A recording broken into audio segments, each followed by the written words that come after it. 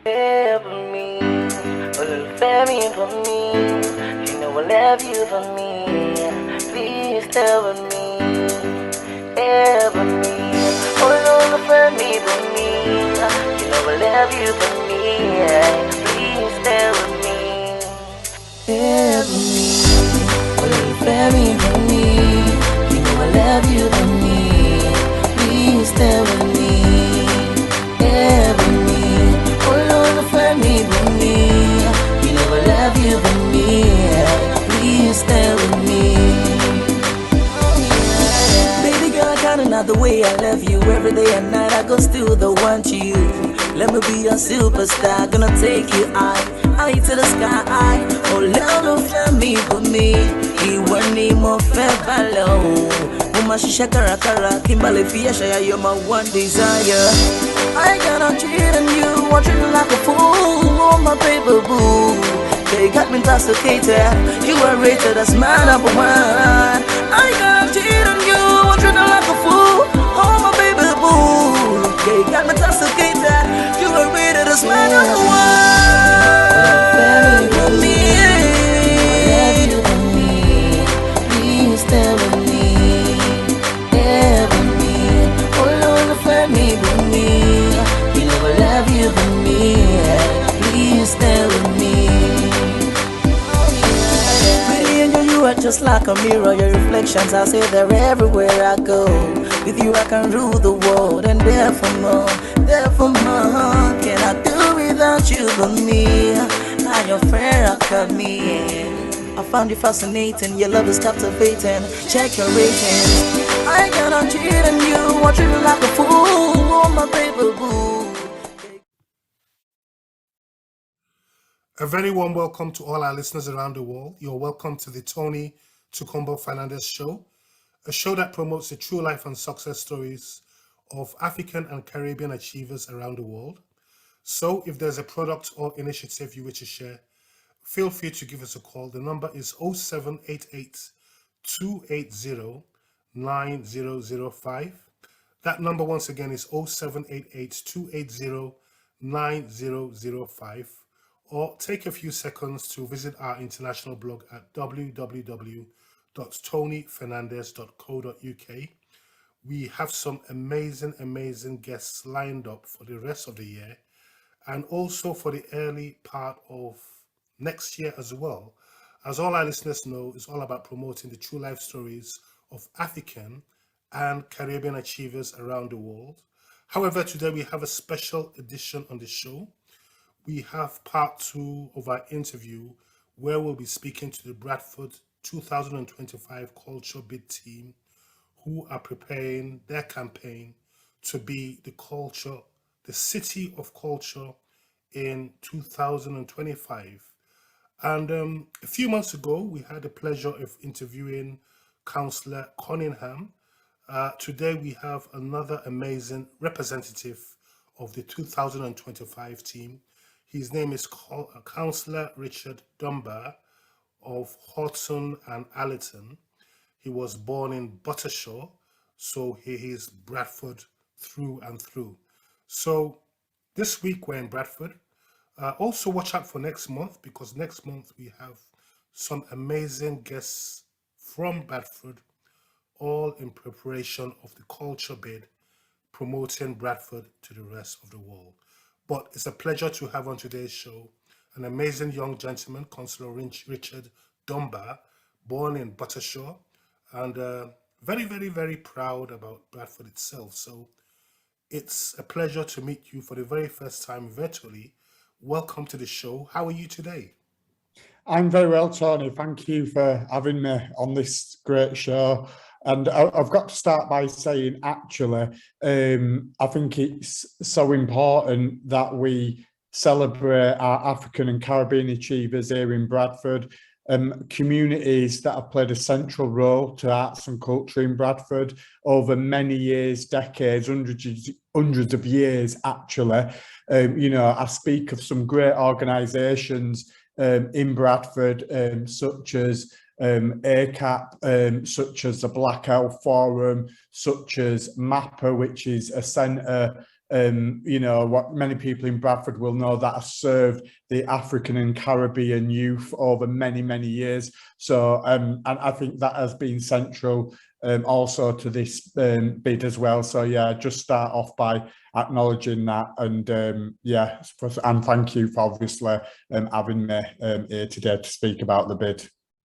It's a great opportunity to have you today to speak about the bid and the campaign so far, which I'm sure is very, very exciting. But before we get into that, our listeners around the world are curious to know a bit about yourself, your background, and the things in life you're most passionate about. Yeah, so I grew up in an area of Bradford, as you mentioned, called Buttershaw. It was quite in the sort of 80s and 90s, quite socially deprived, not a lot of investment. Grew up in a single parent family, you know, an area where there was a lot of crime, but actually a place that taught me the real value of community and looking out for one another. You know, we didn't have a lot of money growing up, but do you know what, Tony? People really looked after each other. My mum is an amazing, strong woman, you know. There was great community centres. The schools, despite under-resourced, really cared about our well-being. And what that really did for me, actually, is despite some of those struggles growing up, it made me more determined. My mum taught me the real importance and value of education and working hard. Also questioning the system. Don't always accept what you hear as the gospel truth. You know, it's fine to question the system and to think about things in different ways, because my mum always taught me to, you know, she always said, you know, we might not be in the best position in life financially, but there's always somebody worse off than us. So that gave me, as a very young man, actually, an international outlook and perspective on life. You know, thought beyond myself. You know, one of my greatest sayings I coined in a speech I gave in City Hall a few years ago, when talking about like refugees and the crisis there and what we could be doing better to support sort of disparate communities across the world, is I don't believe humanity has any borders. We should be thinking about people. Do you know what I mean? I think that's really, really important. What are their needs? How can we support people? So in answer to your question, the thing what really drives me is thinking about other people. I cannot abide injustice. I feel like I need to fight it every time I hear about it, whether that's in Bradford, whether it's in London, whether it's in Africa, whether it's in the Caribbean, wherever it is. We've got a duty as good human beings to fight injustice whenever it raises its ugly head. So yeah, and obviously I'm massively passionate about my own city of Bradford because of its diversity and because we're different and edgy and radical. So yeah, so those are some of the main things about me. Now, the community spirit and a sense of belonging, it's a very big thing in the north of England. I moved to Bradford 4 years ago from London, and the sense of community is more or less a way of life up here in the north. Yeah. On the 29th of April 2020, you had an interview with a lady called Catherine on a podcast, and you made a lot of reference to community activism. Yeah. How important is community activism to you? And how important is community activism to the spirit of Bradford for what it is today? It's massively important for a number of reasons, actually, you know, because Bradford is always known as not only a welcoming and diverse city, as you've just referred to, but it's a radical city. How do we get change if we don't question, if we don't organise?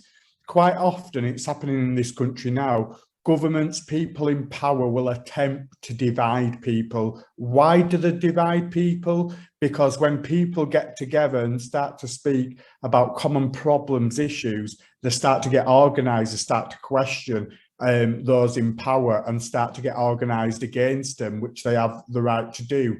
So we look at a number of things. So the Manningham Mill strikes, for example, in Bradford, you know, the women primarily who were working in those mills weren't treated very well by unscrupulous bosses. So what happened? Those strikes happened, and because of those strikes happening, they fought for and won better terms and conditions for workers. You know, we seen J.B. Priestley as, you know, one of our most famous playwrights in Bradford, who wrote about conditions in workplaces like the mills, you know, and saying actually we're part of one body. He emphasised that very, very clearly. So for me, community activism is central, and it's like a golden thread through Bradford's rich tapestry of history and diversity, because that's what sort of gets the change. And I always see sometimes people, in terms of community activism, I like to talk about power, and people often, Tony, talk about power as a negative thing. I don't think power is negative, actually. I see it as a neutral thing, first and foremost. And the definition I give power is this. It's like, I think power is your ability to act. So I talk about power in a relational sense. So if me and you, Tony, plus other members of our Bradford community got together to talk about what we have in common, but also the issues facing our community, and we start to talk about, well, what can we do to make this better? Well, I might say, well, I know this person in the council, and Tony, you might say, well, I know this person in the media, and I know these people from other communities. When people get together, build relationships, and speak about what not only we have in common, but also what's different and makes us exceptional and extraordinary human beings, that's quite a powerful force, you know, and it's easy to do. So if people thinking you don't have power, you do.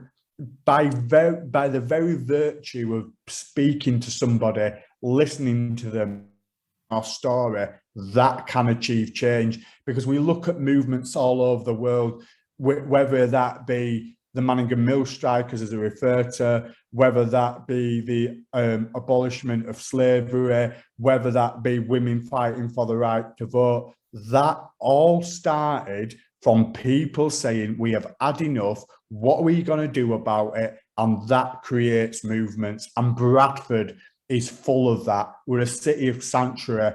We're the only city of peace alongside Coventry in the UK. You know, we're a UNESCO city of a World Heritage Site in Saltaire. You know, there's so much going on in Bradford, and it's because I believe, Tony, because of our community spirit and our activism, why I strongly believe we will win the UK City of Culture title in 2025. Talking about winning the City of Culture in 2025, everyone's so excited at the moment because we've been shortlisted to the last 4 to become that City of Culture in 2025. And I believe Bradford will become that City of Culture as well. Talk us through that journey so far in terms of preparations, collaborations, and campaigns. Yeah. So what we've done, so we had to produce a bid which had lots of ideas, and we were very keen to ensure that the bid we submitted was representative of every corner of the Bradford district. We know there are over 120 languages spoken in Bradford. There are 30 different ward areas, as we call them, in council in Bradford. We've had consultation events in every single one of those areas.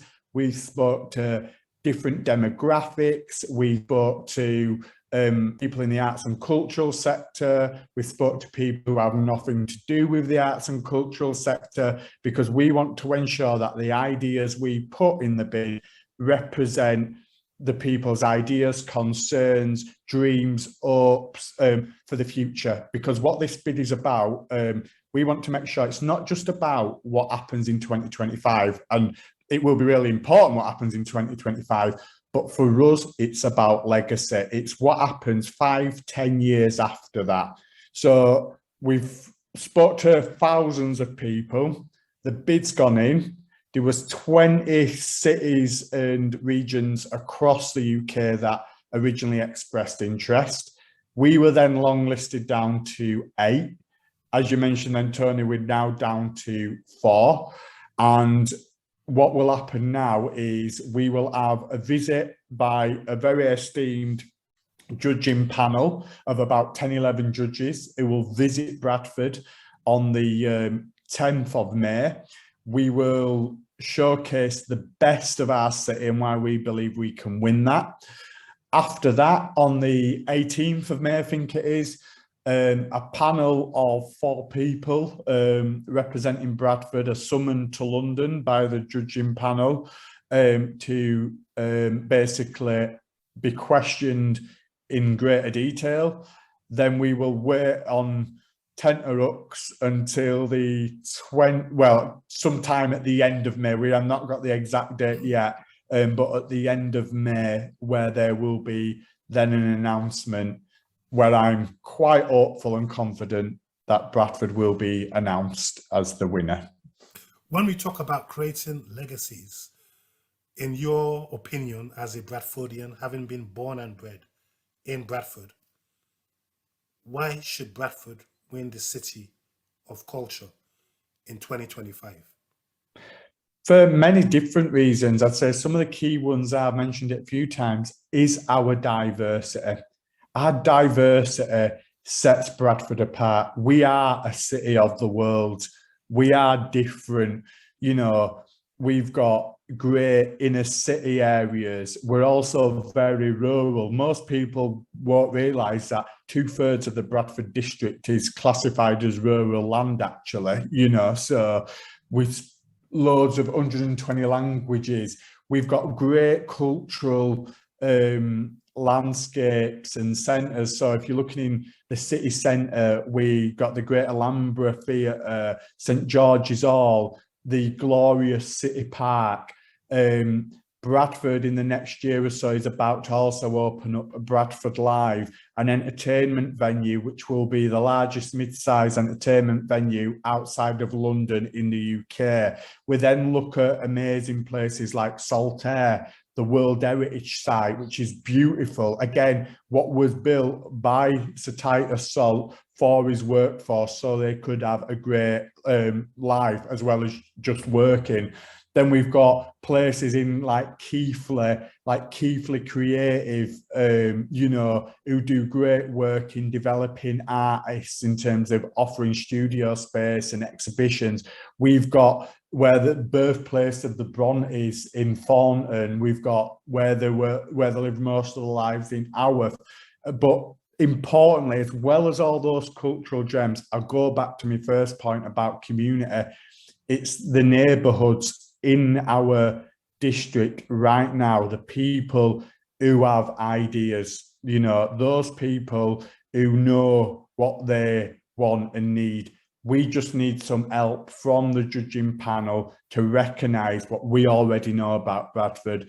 We know what our issues are. Of course we do, we all do, but we also know what we're good at. We've got great community arts in Bradford. We've got the big cultural institutions. We need a bit of help in terms of investment so we can produce a lot more at a greater scale. And actually, I think the judges will be not only pleasantly surprised, but also go away with a real sense that winning this designation will transform Bradford's fortunes, not just the arts and cultural sector, but for the whole of the Bradford district. It will make people think like, yeah, we are worth it. We can achieve big things in this city. And whilst it might be called the UK City of Culture title, we're not in this just for the UK. We want to open the world's eyes to Bradford. So what I would say very passionately to all of your listeners, Tony, all across the world is come to Bradford, come and see what we do. Get involved. If you're an artist or a commissioner or an investor from anywhere in the world, in Bradford, we will talk to you. We want, because we are a city of world that is so diverse, we want to put on different ideas. We want to inspire our population. We want to create more jobs. We want to create more investment, and we want to give people the hope that things can be better. And coincidentally, I was actually coming to that because for the benefit of all our listeners around the world who don't even know much about Bradford. I mean, in recent years, I've had the pleasure of visiting 45 of UK's 51 cities. So when you speak to our listeners today, right now, who don't really know much about Bradford around the world, can you tell them why it's important to visit Bradford? Yeah. So Bradford, like you said, absolutely diverse. Its landscapes are beautiful. Its people are the most friendly anywhere in the UK. You know, it doesn't matter where you are in the district, you'll always get somebody wanting to help you out and speak to you and tell you about our city. It's because of its diversity, our food and our drink offer in Bradford is amazing. It's like you've got everything you need in Bradford. You know, it's like you're going to city centre, you might be in, you know, a good old greasy spoon cafe 1 second, or you might go to Sunbridge Wells where there's an amazing new Caribbean restaurant opens, or, you know, we are the curry capital of Britain, you know, so our food is important to Bradford people, actually, and that's again another thing what brings people together. But also in terms of its size, it's like we're in the north of England, so where in terms of the UK, we're probably slap bang in the centre of the UK, really, and so it's good in terms of, you know, transport and stuff, although I think we could have more investment on that front. We've got a population of about 540,000 people, which makes us significantly large. We've got all those arts and cultural sort of institutions that I've mentioned, but it's got rich history as well, like I've mentioned, but also the thing about why would you come to Bradford and why would you invest? Like, there are major banks and business institutions what have openly said that Bradford is the best place in the UK to start up a new business. The University of Bradford has been voted #1 for 2 years in a row for social mobility. What does that mean for people who might not know that term? That's basically your opportunity to come to Bradford, get educated at our university.